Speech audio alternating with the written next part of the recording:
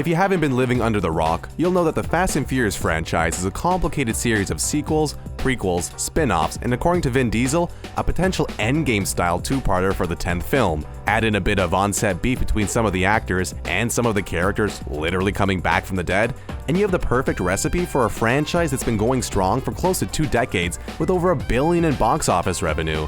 With the 9th film coming out, you may think you'll understand what's going on if you've seen 1 or 2 of the other movies. Yeah, you won't.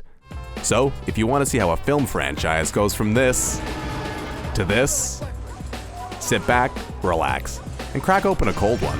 As long as it's a Corona.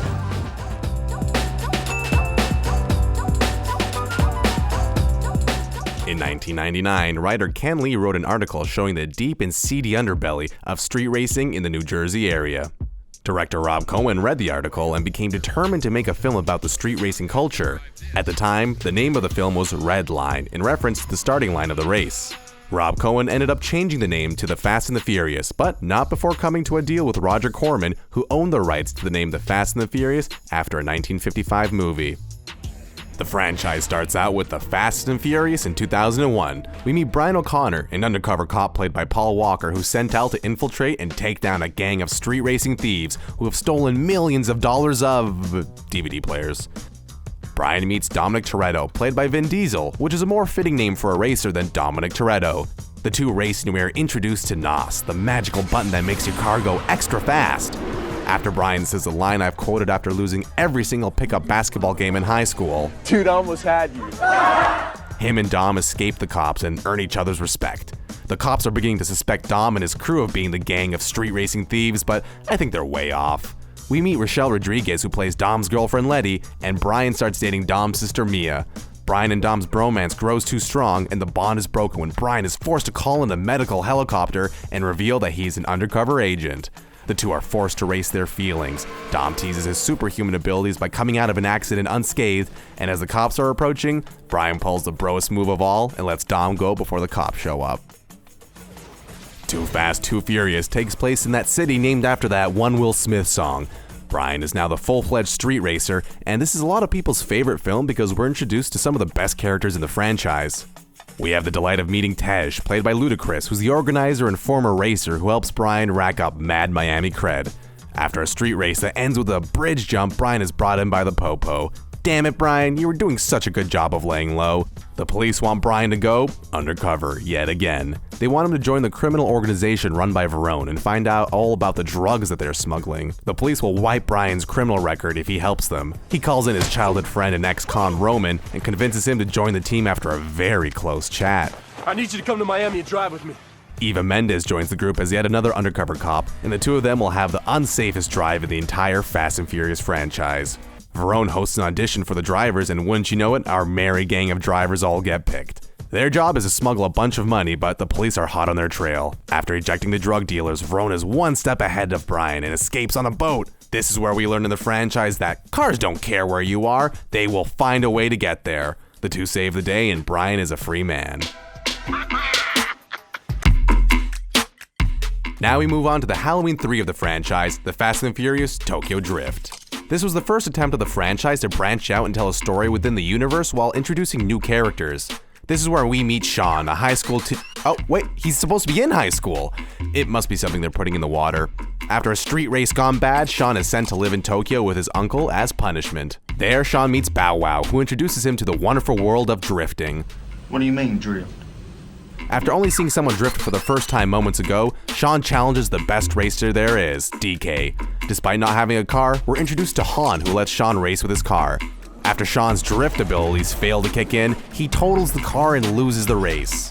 Han takes Sean under his wing and teaches him to drift like Donkey Kong. Han reveals that DK is actually the nephew of a Yakuza crime boss, and after an attack on Han's garage, the two race through the streets of Tokyo. A passing car hits Han and his entire car goes up in flames. Sean does the right thing and calls the authorities. I'm just kidding. He challenges DK to a race where the loser has to leave Tokyo forever. Sean wins the race, and the film ends with Sean about to compete in another race with Dom Toretto. He reveals Han was family, and I know I can't wait for the sequel where all of this is explained. Fast and Furious begins with Dom trying to lay low in the Dominican Republic by hijacking a gas truck. The Popo are on their way to finding Dom, so the gang splits up. Han heads to Tokyo to hang out with the Teriyaki Boys, while Dom leaves Letty in the middle of the night for Panama City. 3 months later, he gets a call from his sister who tells him Letty's been murdered. Dom travels to LA and finds the make of the car that killed Letty. Brian's back at the FBI because they're really well known for giving second chances. He's on the hunt for Mexican drug lord Arturo Braga. Braga needs, what else? Drivers to traffic heroin between the Mexico-US border in a sweet underground tunnel. Dom creates a diversion and steals a Hummer with Brian filled with $60 million of heroin in it. Brian reveals Letty was working undercover. Brian sets up a deal to pardon Dom in exchange for trapping Braga. They steal Braga, bring him over the border, and avenge Letty's murder. The film ends with Brian telling Dom to leave before the cops show up, but he says he's not running anymore. He gets sentenced 25 years to life, and knowing how strict the FBI are about third and fourth chances, I don't see them budging on this. Fast 5 starts with the gang breaking Dom out of prison. Now that the gang's finally back together, they'll do what they do best, hiding out in Rio de Janeiro until they're needed. They lay low by stealing a bunch of cars off a train guarded by the DEA. Brian and Dom are captured and interrogated by Hernan Reyes, who turns out to be the owner of the cars, but luckily they escape. The gang decides to see what was so important about this car and find a chip that contains all of Reyes' financial details. You know, his 401k, T4, some old receipts, and the location to a safe with $100 million in cash in it. $100 million, and everything we take, we split even. We are introduced to Special Agent Luke Hobbs, played by The Rock. Along with the help of local officer Elena Neves, they go to Dom's safe house to arrest him, but are caught in the middle of an assault by Reyes' men. After Dom saves Elena's life, Brian, Dom, and Mia escape. Dom suggests to do what they usually do and split up, but Mia reveals she's pregnant with Brian's child. Yeah, we just got bigger. They decide to steal the money so they can start a new life and assemble the most radical team of drivers they could find. Unfortunately, Hobbs crashes their party and arrests the gang. Double unfortunately, while transporting the misfits, Hobbs and his team are ambushed by Reyes' men, and only the main characters survive the assault. Wanting revenge, Hobbs agrees to help the team steal the vault and put a stop to Reyes. The gang makes it out alive, and in true Fast and Furious fashion, Hobbs decides that he will give Dom and Brian a 24-hour head start, on the condition that they leave the safe as it is. Sure thing, Hobbs, you can keep that safe because while you weren't looking, the gang changed the vault without anyone noticing. The film ends with everyone bawling out, and just like a Marvel movie, a mid-credit scene sees Hobbs investigating the hijack of a military convoy. By Letty? The Fast and the Furious 6 picks up right where the last movie left off. While everyone is living their best lives, Hobbs and newcomer Riley Hicks show up and enlist the gang's help. And believe me, the last damn place I want to be right now is on your front doorstep selling Girl Scout cookies. A special ops soldier named Owen Shaw needs to be taken out, and Dom agrees because his murdered girlfriend Letty's alive and helping the bad guys. Oh, and if they bring in Shaw, they'll be allowed back in the United States. The gang travels to London to Shaw's hideout but are caught right in the middle of a trap. When Dom runs into Letty, she pulls out a gun and shoots him, no hesitation. We find out that Shaw has ties to Braga and that Shaw took in Letty after discovering she had amnesia. Dom challenges Letty to a street race, which is his way of saying, "We're still family." Shaw and company try to steal the last piece of the device by driving a freaking tank on the highway. They got a tank.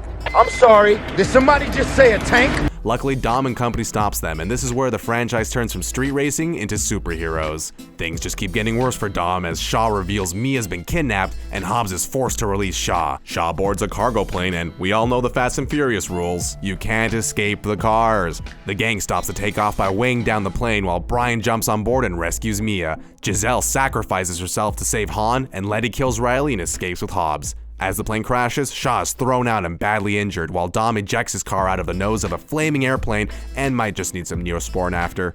Dom gives a super secret chip to Hobbs in return for the gang's freedom, and everyone has a Corona to celebrate. Hey, Mia, you better hide your baby, or... I'm just playing. You better hide that big-ass forehead. I was just joking. Fast and Furious 7 starts with Deckard Shaw visiting his still-alive brother in the hospital. He breaks into Hobbs' office and sends him flying out a window with a grenade. Don't worry though, 'tis but a scratch to our big boy. Mia's pregnant again and wants to tell Brian, but before she can, a letter bomb from Tokyo blows up the entire house. We go to Tokyo where we are now finally in the same timeline as Tokyo Drift. Shaw takes out Han, whose full name is actually Han Solo. Nice. Dom flies to Tokyo to bring Han's body back and invites Sean to join the team.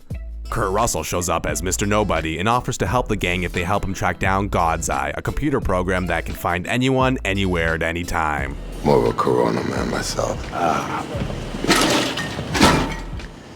They save its creator Ramsey from a group of terrorists headed by Jakande by driving their cars out of an airplane and parachuting down onto the road. What are you doing? Ramsey is saved and they track the God's Eye to a billionaire in Abu Dhabi. They sneak into a fancy party and wouldn't you know it, the God's Eye is attached to a fancy sports car. Our boys have no other option but to drive the car out of one building and into another.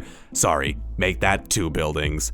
The team along with Mr. Nobody track down Shaw and are ready to bring him in. Turns out, Shaw teamed up with the terrorists from the beginning and they take the God's Eye back. The team decides to fight the last fight in LA and go head to head with a drone. Hobbs sees the mayhem and decides it's time to get to work and takes out the drone. Dom and Shaw fight one-on-one and we get one of the best lines from the entire franchise. The street always wins. Dom throws a bag of grenades on Jakande's helicopter, which Hobbs shoots, and the good guys save the day. The film ends with Brian retiring for good with his family, but not before he has one last race against Dom. I'm not crying, you're crying.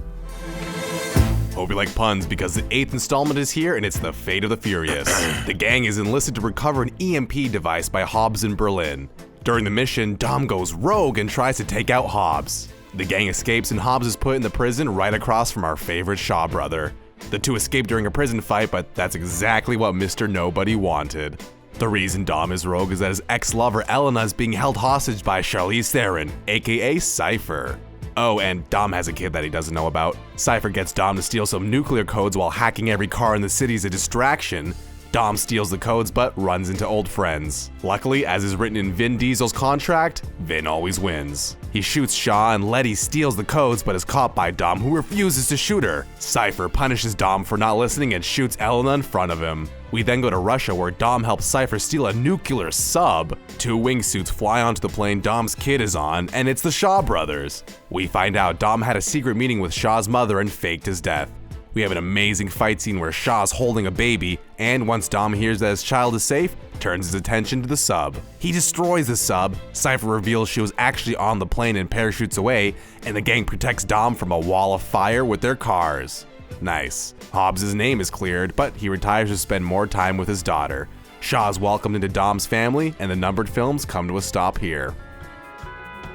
Hobbs and Shaw follow our favorite Boulder and Han killer in a buddy action movie. Hattie Shaw, let's not pretend we didn't see this coming from a mile away, is on a mission to retrieve the supervirus Snowflake before terrorist organization Edion can get it. Cyborg Brixton Lore kills everyone except Hattie, who injects herself and escapes. Brixton frames her for killing her team and she's on the run. Hobbs and Shaw are enlisted to bring in the virus and manage to bring Hattie to the CIA. The office is attacked by Brixton, who Shaw says is a former colleague who he had shot and killed.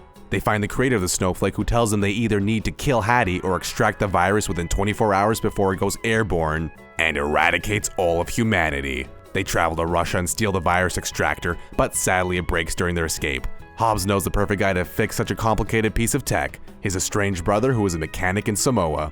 Hobbs reunites with his family and they agree to help. Just like in Infinity War, the gang has to protect Hattie while the device extracts the virus from her. After a NOS-fueled final race, Hobbs and Shaw battle Brixton and discover his weakness was being hit from behind. They clobber Brixton, but before he has a chance to kill him, Edion shuts him down remotely. They send a message to Edion, and it's implied Hobbs might know the person behind the whole thing.